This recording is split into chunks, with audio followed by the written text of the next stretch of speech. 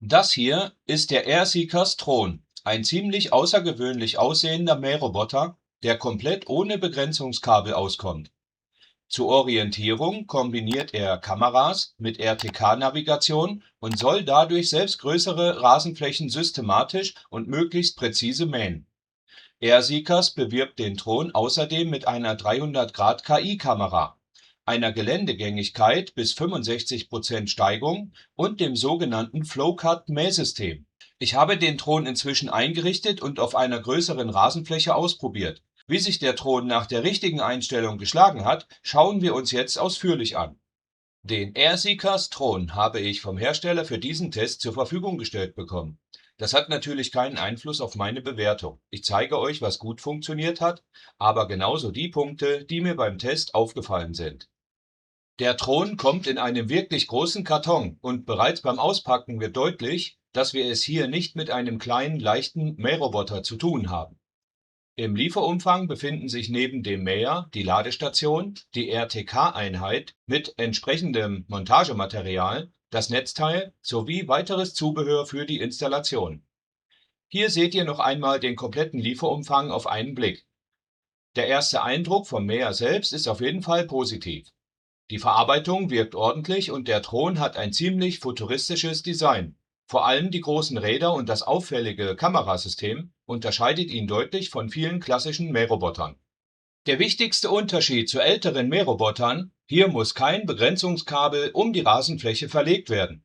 Stattdessen setzt Airseekers beim Thron auf eine Kombination aus Network RTK und einem Kamerasystem mit 300 Grad Sichtbereich. Die Kameras werden zusätzlich für die KI-basierte Hinderniserkennung verwendet.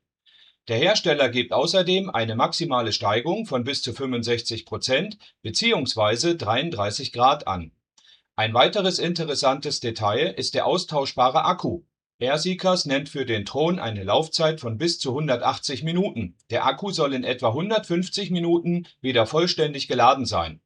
Und dann gibt es noch das sogenannte Flow-Cut-System. Dabei soll das Gras nicht einfach nur abgeschnitten werden, durch den erzeugten Luftstrom sollen die Grashalme aufgerichtet und anschließend möglichst gleichmäßig geschnitten und fein gemulcht werden. Aber wichtiger als die Herstellerangaben ist natürlich die Frage, wie funktioniert das Ganze in der Praxis? Die grundsätzliche Inbetriebnahme hat bei mir problemlos funktioniert. Ladestation und RTK-Einheit werden aufgestellt bzw. montiert und anschließend wird der Mäher über die Airseekers App eingerichtet. Wer schon einmal einen modernen Mähroboter dieser Geräteklasse eingerichtet hat, wird sich hier ziemlich schnell zurechtfinden, denn die Apps dieser Mähroboter sind sich mittlerweile erstaunlich ähnlich. Man hat eine Kartenansicht, kann Arbeitsbereiche bzw. Zonen festlegen, Mähparameter einstellen, Zeitpläne erstellen und natürlich sehen, wo sich der Roboter gerade befindet. Die Airseekers App unterstützt laut Hersteller derzeit bis zu 80 individuell konfigurierbare Zonen. Für einzelne Bereiche können unter anderem Schnitthöhe, Mährichtung, Muster und Zeitplan angepasst werden. Die Bedienung ist insgesamt relativ selbsterklärend. Wer schon einmal einen kabellosen Mähroboter verwendet hat, findet hier nichts grundsätzlich Ungewöhnliches. Bevor der Thron selbstständig arbeiten kann, muss natürlich zunächst die Rasenfläche eingerichtet werden. Dazu wird der Roboter über die App entlang der gewünschten Grundstücksgrenze gesteuert. Ich fahre also einmal außen um die komplette Rasenfläche herum. Dabei zeichnet die App die gefahrene Strecke auf und daraus entsteht anschließend die virtuelle Begrenzung der Mähfläche. Der große Vorteil gegenüber einem klassischen Begrenzungskabel liegt auf der Hand. Wenn sich später etwas am Garten ändert, muss kein Kabel gesucht, ausgegraben und neu verlegt werden. Die entsprechende Zone kann einfach in der App angepasst bzw. neu angelegt werden. Airseekers beschreibt die Ersteinrichtung ebenfalls als kabellos. Die Arbeitsbereiche werden über die App definiert. Auf diese auf dieser Testfläche hat die Kartierung insgesamt gut funktioniert. Auch RTK und Satellitenpositionierung liefen bei meinem Test stabil. Und jetzt kommen wir zu einem Punkt, den ich bei diesem Mäher besonders interessant finde. Der Thron besitzt eine KI-basierte Hinderniserkennung. Über sein Kamerasystem soll er beispielsweise Tiere, Gartenmöbel, Werkzeuge oder andere Objekte erkennen und diesen automatisch ausweichen. Das funktioniert grundsätzlich auch. aber genau das kann unter bestimmten Bedingungen zum Problem werden.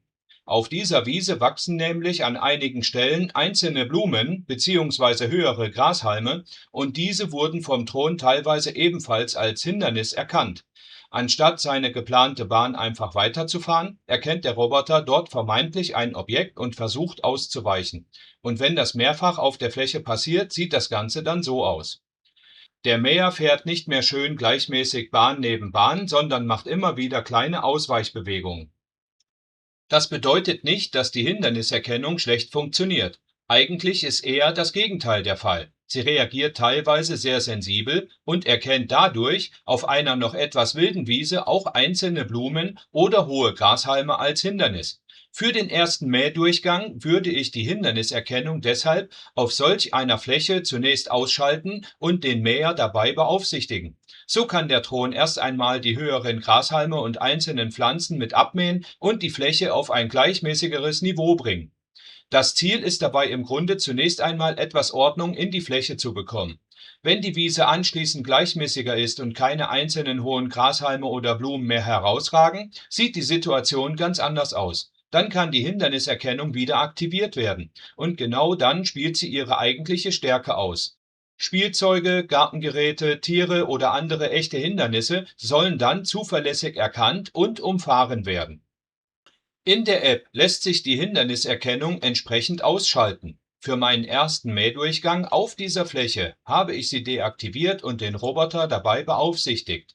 Und damit sieht das Fahrbild deutlich gleichmäßiger aus. Der Thron fährt sauber Bahn für Bahn über die Fläche und weicht nicht mehr ständig wegen einzelner langer Grashalme oder Blumen aus. Genau das ist für den ersten Durchgang sinnvoll.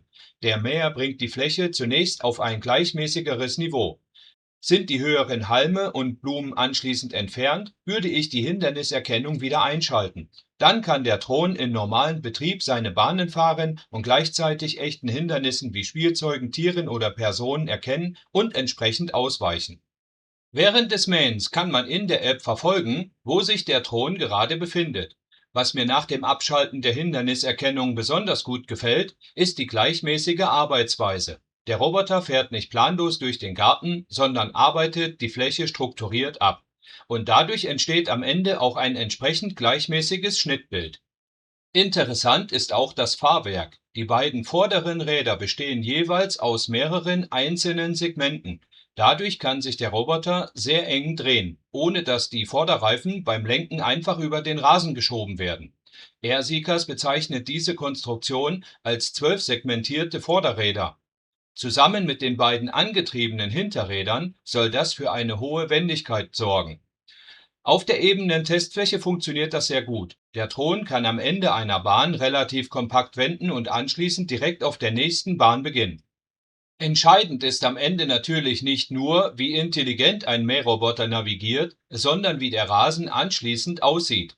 Und mit deaktivierter Hinderniserkennung bin ich mit dem Ergebnis auf dieser Fläche zufrieden. Das Schnittbild ist gleichmäßig und vor allem sieht man sehr schön die systematische Arbeitsweise des Roboters. Die einzelnen Bahnen liegen sauber nebeneinander. Gerade auf einer solchen relativ freien Rasenfläche kann der Thron seine Stärken ausspielen.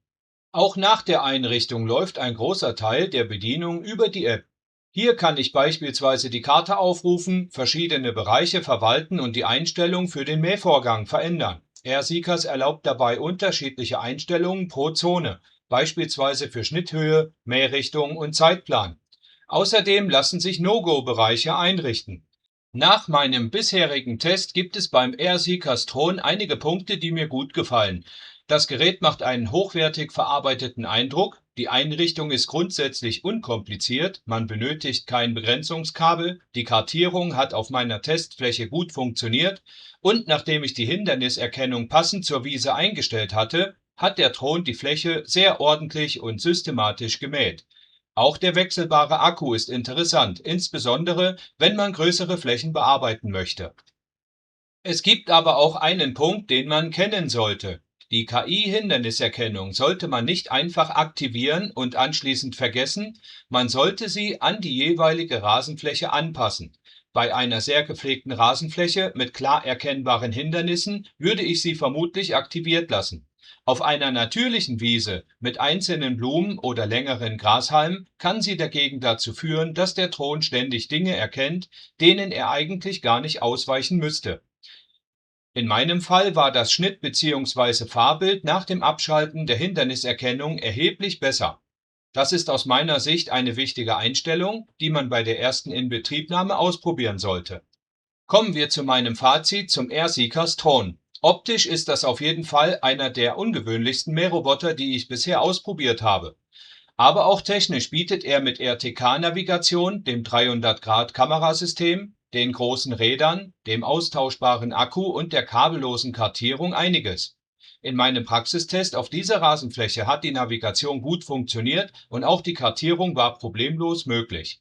Eine wichtige Erkenntnis war für mich allerdings die KI-Hinderniserkennung. Die funktioniert durchaus, teilweise sogar etwas zu gut.